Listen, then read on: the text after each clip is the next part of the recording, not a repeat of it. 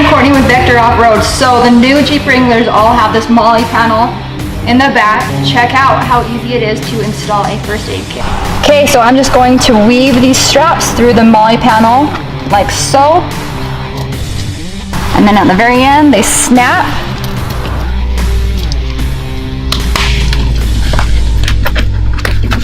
Just like that.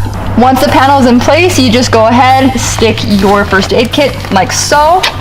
There are 2 straps that will connect and you're ready.